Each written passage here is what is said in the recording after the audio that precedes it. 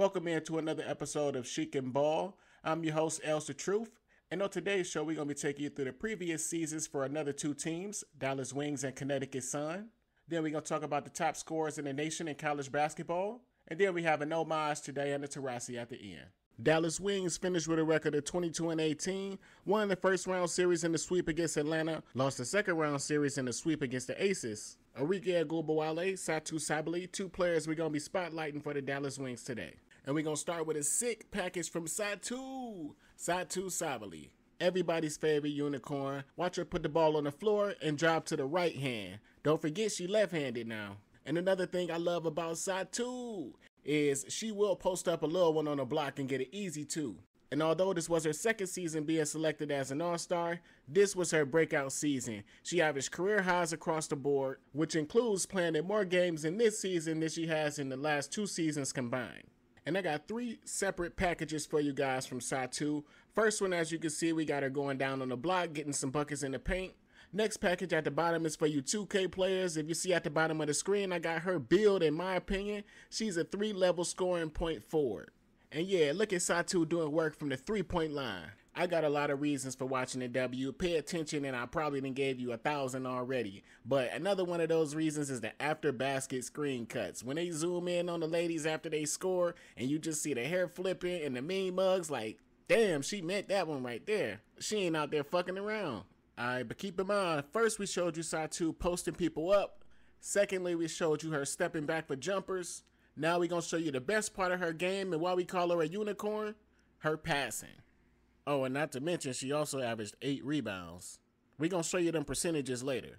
This season, Satou recorded 14 double-doubles and 1 triple-double against the Phoenix Mercury. And she also dropped a career-high 40 points against the Indiana Fever. She also had 8 games where she recorded 21, 5, and 5 or more. And as much as I love Satou, I'm going to have to keep it a whole bean. She kind of flamed out against the Aces. 3 games, she went 5 of 14, 5 of 17, and 2 of 15. As one of her biggest fans, it was definitely tough for me to watch. But even with that, she finished the season averaging 18, 8, and 4, and a steal, and 1 Most Improved Player. As you can see here, 43% from the field, 36% 3, money from the free throw line. But now let's talk about the goon, Arike Ogunbowale. She already has a scoring title, so we know she can put the ball in the basket. But what we never talk about is her playmaking. Let me show you how she passed that thing and work out the double team. This past season, she averaged a career high in assists, 4.5, and steals, 1.7, showing the world she can do more than just score, even though she averaged 21 points, which was good for 5th in the league. In all 5 seasons that she's played, she's finished top 5 in scoring average. Look at me talking about scoring. We were supposed to be talking about her passing. But nevertheless, she is a very, very willing passer, but we know the scoring is the best and most exciting part of her game. As of right now, the goon, Arike Ogunbowale, is currently 3rd in all-time points per game average. Dallas Wings will be picking number 5 in the next draft, and there's definitely more than 5 impact players coming out, so they're going to be able to add some real talent to go with Arike and Satou. The way things looking right now, they should be able to get Cameron Brink or Angel Reese. Either one gonna work just fine, but I'm gonna give you my mock draft next show. But right now, I want to tell you about how the Dallas Wings finished 3rd on offense. Big time contributor, Natasha Howard averaged 16.5 points. Tierra McGowan put in 12 points per game. Crystal Dangerfield and Kalani Brown also big time contributors. I wish they could have got more from Odyssey Sims. She had one of the greatest college runs ever at Baylor, averaging 29 points in her senior season. Dallas Wings will be making the playoffs for the foreseeable future as long as they don't blow this number 5 pick. But enough about the Wings, Satou, and Arike Ogunbowale. Let's move it forward to the Connecticut Sun. The Connecticut Sun had one of the best seasons in their franchise's history, finishing with a record of 27-13. To end up with a record like that, you got to be clicking on all cylinders, and that they were. But before we talk about the team, let's talk about their veteran leader, Dewanna Bonner. After not being selected as an all-star in 2022, it looked like she came back with a vengeance. She raised her scoring average 4 points. She dropped a season-high 41 points against the Las Vegas Aces. We know she's been bringing it to the top competition for a long time. Aging like fine wine, finishing up her 14th season. And you know that jumper's still pure Irish butter. This year, Dewanna Bonner hit a career-high 75 three-pointers. Her previous career high was 55. And she did that for the Phoenix Mercury 6 seasons ago. And her team this season, the Connecticut Sun, finished 4th on offense and only gave up 79 points, which was 1st in the league. And while we look at some highlights from DiJonai Carrington, let's talk about the other contributors on the team. Brianna Jones only played in 13 games, but was averaging 16 and 8 before she went down. Tiffany Hayes stepped up big time all season. Natasha Heidemann, Rebecca Allen, Taisha Harris, all contributed all season, played in all 40 games. Olivia Nelson-Adota played in 39 games and shot 53% from the field. And you know we campaigning to get DiJonai Carrington in the starting lineup. She giving the team 8 points in 17 minutes. But crazy thing is they got a starter giving them 8 points in 26 minutes. She out there giving you the 3rd or 4th best production on the team, but playing the 7th most minutes. But we talked about DiJonai on the last show. Go check out those thoughts if you haven't already. I don't want to go on and on like Erykah Badu, so let's move on to Alyssa Thomas. There were a lot of people felt like she should have won an MVP, but I feel like she finished exactly right where she should have been, in 3rd place. Even though she had an amazing season, no slight to her, crazy rebound numbers, crazy assist numbers, but truth is, she just don't have a real offensive bag. She don't stretch the floor at all. She only hit 1 3 in her career, which was in her rookie season. And I get she do post up, she do get to the free throw line, but even with that, she only giving us 15 points a game. Connecticut Sun won their 1st round series against the Minnesota Lynx 2-1, lost the 2nd round series to the New York Liberty 3-1. Connecticut Sun will be picking number 10 in the draft, and all they need to do is find some more scoring production, because that's the only thing that's going to help them beat the Aces or the Liberty. But let's transition into college basketball and talk about the top 5 scorers in the nation. When I started making the graphics for this podcast, Madison Conner was number 3. She dropped to number 6 overnight.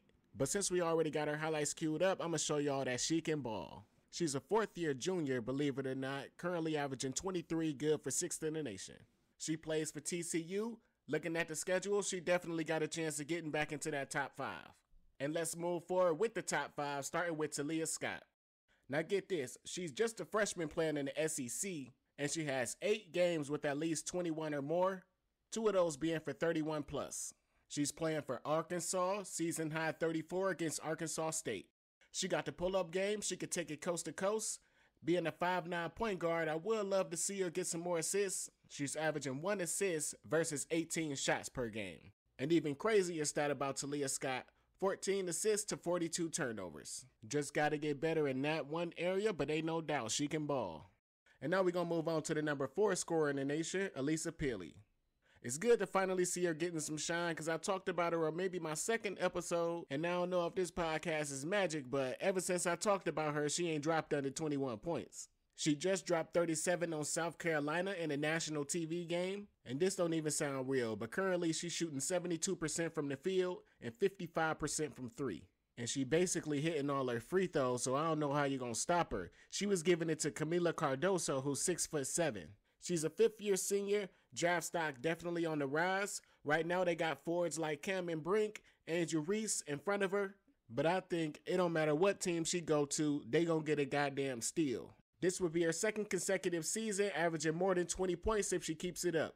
And now let's move on to the number 3 scorer in the nation, 3rd-year junior for Villanova, Lucy Yosin. So far this season, Lucy has 4 games with 30 or more, including a 40-point game against Temple. Out of 19 field goal attempts per game, she's shooting 47% from the field, 37% from 3. She's a 5'9" primary ball handler, averaging 3.5 assists. But now let's move to number 2 with JuJu Watkins. Now JuJu Watkins got 5 games with 30 or more. She's also averaging 7 rebounds, shooting 50% from the field, 47% from 3. And that's why I added some playmaking in her highlights to show y'all she do more than just scoring. She's also averaging 2.5 steals and a block. And as a freshman, in addition to being 2nd in the nation in points, JuJu Watkins is 1st in the nation in usage. And that means she out there making all the decisions. But with that said, let's move to the number 1 spot, and you know who that is, Caitlin Clark. Projected number 1 overall pick, she'll be going to the Indiana Fever. She's averaged 26 or more points every year she's been with Iowa. Out of all the 21 shots per game that she takes, she's shooting 46% from the field, 37% from 3. And we've seen flash in the pan singular seasons of somebody dominating, but she's had 4 years in a row dominating at this level. Not only scoring, she's dominated as a playmaker, she's dominated as a rebounder. And with averaging 26 or more each year, she's upped that scoring average from 26, 27, 28, 29. That is, if she keeps scoring the ball the way she has this year. And here's a list of the top 5 scorers in the nation as of today.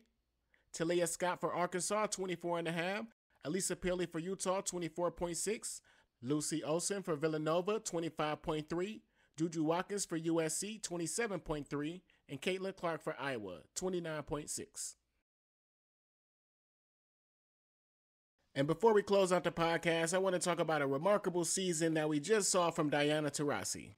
Not only did she play at the age of 41, she just completed her 19th season as a pro. She's the highest paid player in the W with an average salary of $235,000 approximately. And if she decides to come back for a 20th season, she turns 42 June 11th, which is right in the middle of the season. With the Phoenix Mercury having such a bad season, you probably think she want to come back and close it out in better fashion. Although she still produced at a high level, averaging 16 points, 34% shooting from 3, the Phoenix Mercury still only had 9 wins, and they'll be picking number 3 in the draft. She is a 10-time All-Star, but she has 2 consecutive seasons without being selected as an All-Star. With some better talent on the team and more wins, she can definitely get back into that conversation. All due respect, she need to let us know when she gonna retire so we can give her that farewell tour like Sue Bird or Kobe. Ain't no way she going out like this. Just remember I said that. And that is it for another episode of Chic and Ball. I'm your host, Els the Truth. Please like and subscribe to our YouTube page. Once we hit 50 subscribers, we'll be going live and we can live chat and watch games together. So make sure you hit that subscribe button because I would love to go live with you guys and we can see what's going on in college basketball and the WNBA together. Next show, we're going to be doing the special on free agency and giving out our mock draft. Comment your favorite team and school for a shout out or a mention. This episode was brought to you by Point Out Radio and Media.